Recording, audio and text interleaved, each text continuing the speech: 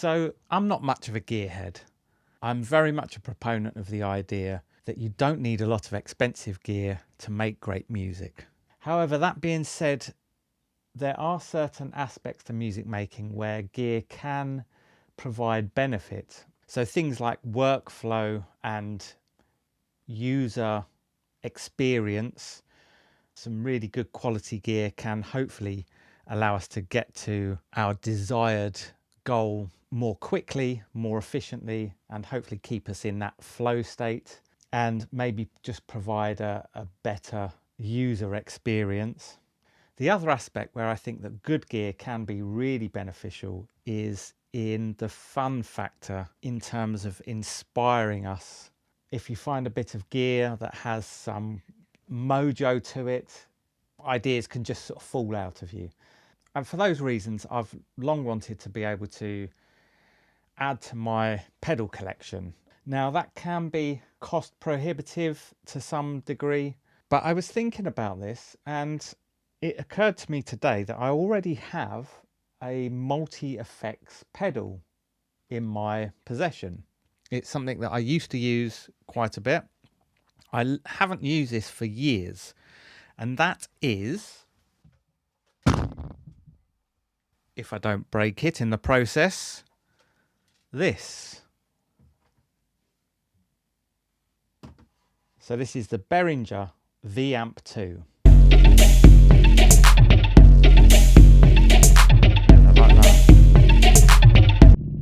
It's a virtual amplification effect pedal.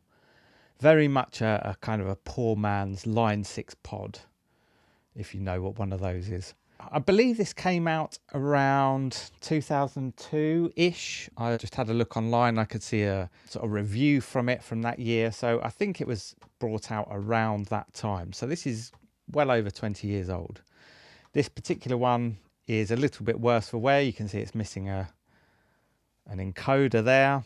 It's got some grime and scratches on it. I've had to actually clean up some of the grime. It was a bit disgusting. So this essentially gives us amp and cabinet emulations, but it also gives us a whole bank of different effects. Now this is obviously designed for and aimed at guitar players. It's designed to plug in a guitar. It will give you amp and cabinet, different combinations. And then you have some controls, EQ, bass, mid, treble. You've got a gain, volume, master. And then we also have some effects over here. So if I come a bit closer, so you can see we've got things like echo, delay, ping pong, flanger, chorus, etc. And then we've got some combined ones here. So it doesn't allow us to stack different effects on top of each other, except the ones where we get something like a flanger and a delay, or a chorus and a compression. But I want to see if we've got something of a bargain multi-effect unit in our possession. I just had a look online as well. These seem to be going for around about £50, more or less. So it's not massively expensive. You should be able to pick one of these up fairly inexpensively. But should you do that? Is it worthwhile?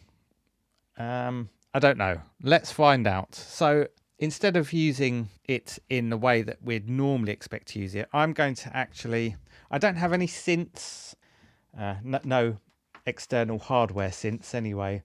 I don't have any drum machines, much as I would like to add those bits of gear to my studio.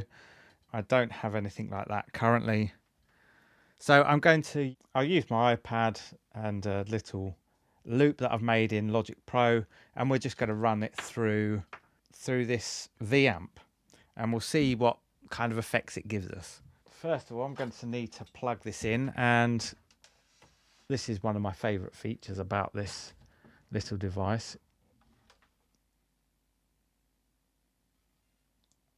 I love that little waterfall of lights as it comes on. Not particularly useful for music making, but I do enjoy it anyway. Now the other thing is that it has two line outputs. We have a left and a right, so we can actually get a stereo output from this.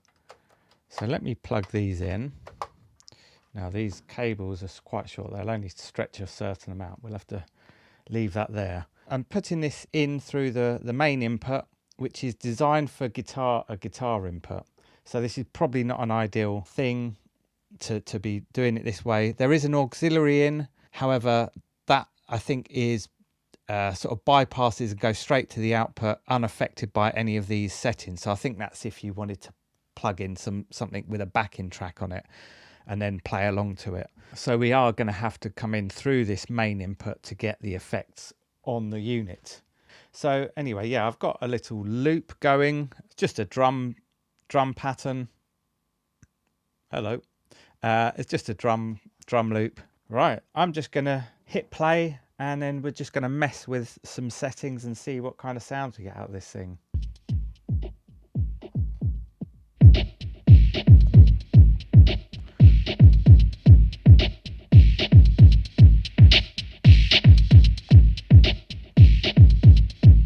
Like that. Let's see if we can try some effects.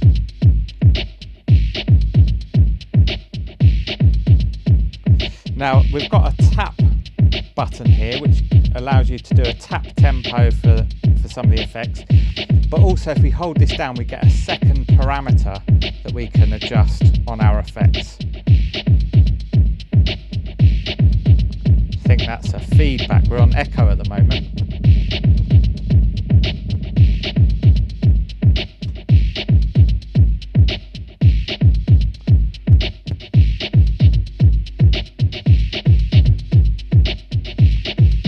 Like that.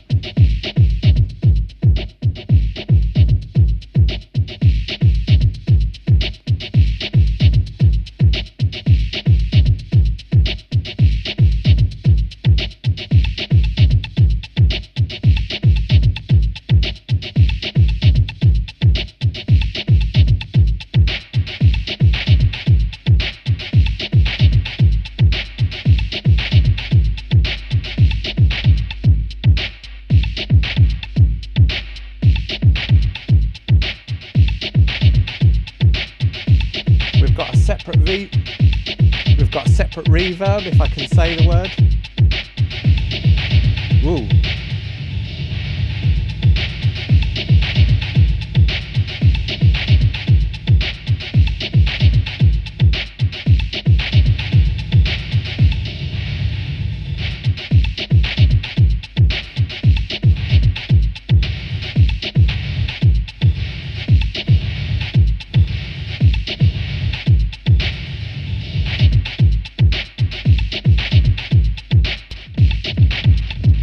Ping pong.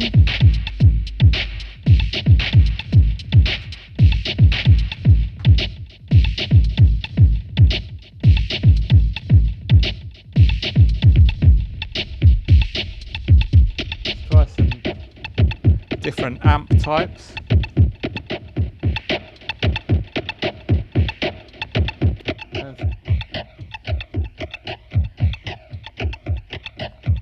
And some different effects.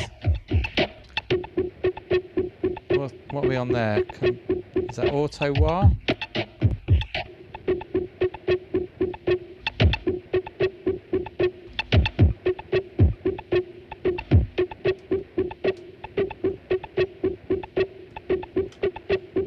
Yeah, I'm not sure about that. Compressor.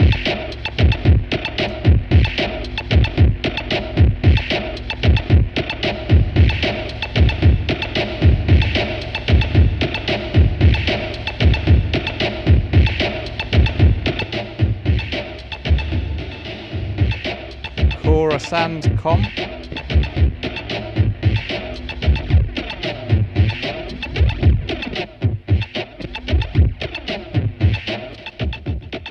Chorus and delay.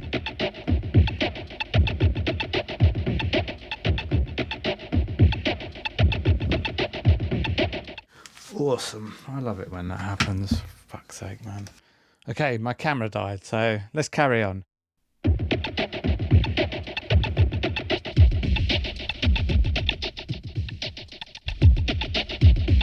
Now if we hold this tap button down we get other amp and cabinet combinations. kind of cool.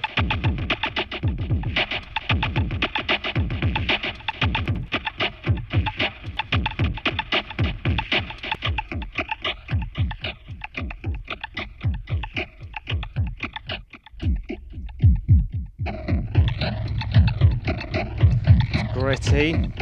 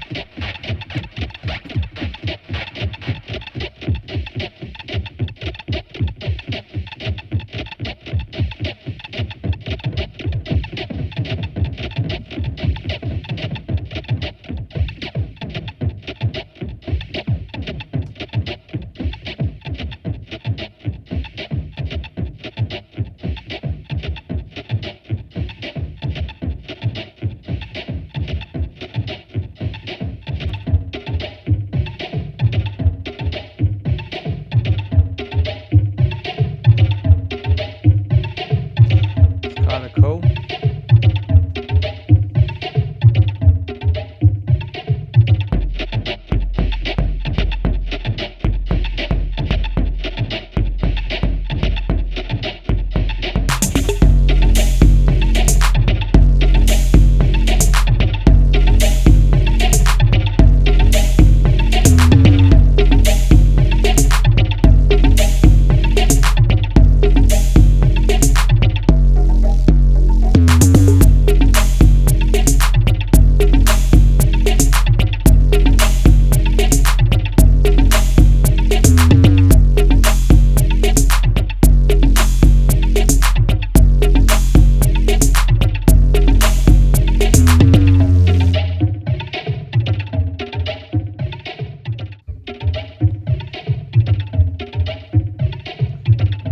Add some effects in Logic.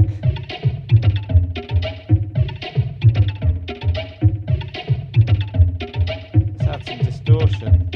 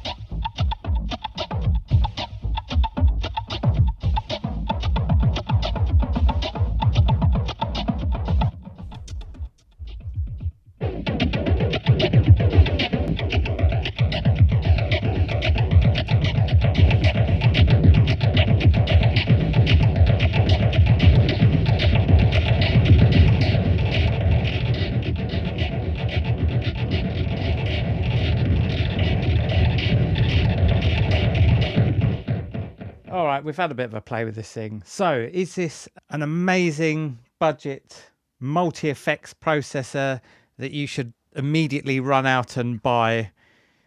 Yeah, I don't think so. No, it's got a sound to it.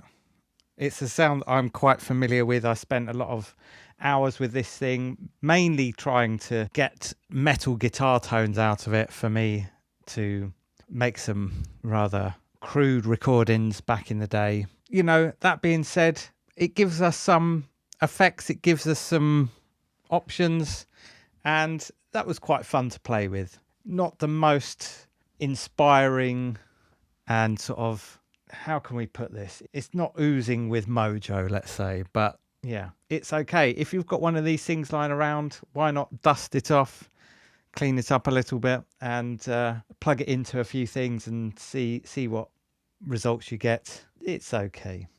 Yeah, there we go. The Behringer V-Amp 2. Not a great multi-effects unit, but it's not bad. Thanks for watching. See you again soon. Peace out.